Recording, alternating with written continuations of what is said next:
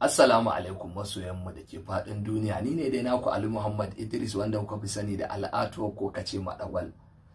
Ina mai kiran masoyanmu da ke faɗin duniya da ku ci gaba da kasancewa da shirinmu mai suna Amaryan Madagwal. Amaryan Madagwal shiri ne mai dogon zango kuma shiri na barkwanci. Ina tabbatar muku masoyana ba zan taɓa ba ku kunya ba da yadda Allah.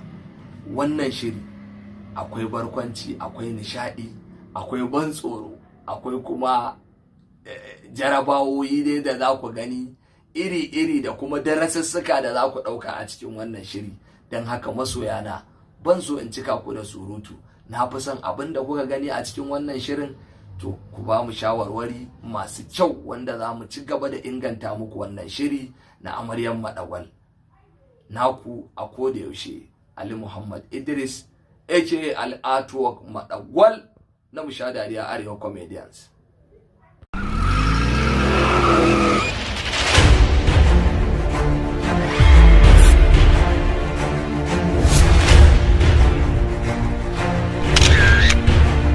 Usman yan Fulani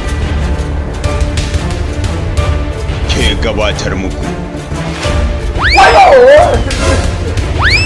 Na tarwatse Madagwal. Shirin barkwanci.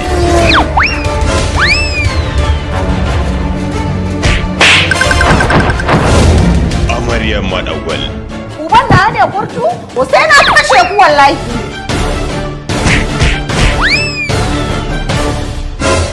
Duk motocin da ke gidan nan sai a ce mun kin fita ake kana bin kuma kin san yanayin security inda muke fama da shi. Ina diyata?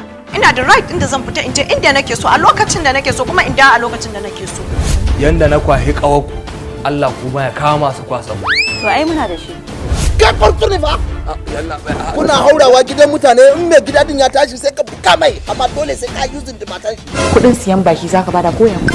Ni da abokanai na suka rako ni me yasa ban ce a bada kudin zariya ba. Ba za ka tsaya ba. Wayo kai in ma tutun za ka yi ai ya kamata a ce kayi mai tauri amma haka ɗaya kai zawo. To ka yi murmushi.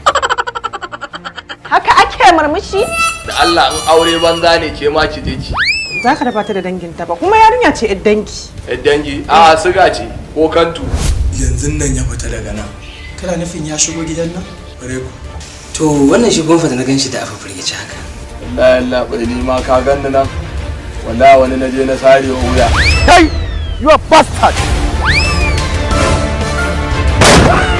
Shiri na musamman da zai rinka zuwa duk ranar Juma'a daga mai bada umarni Darakta Usman yan Fulani.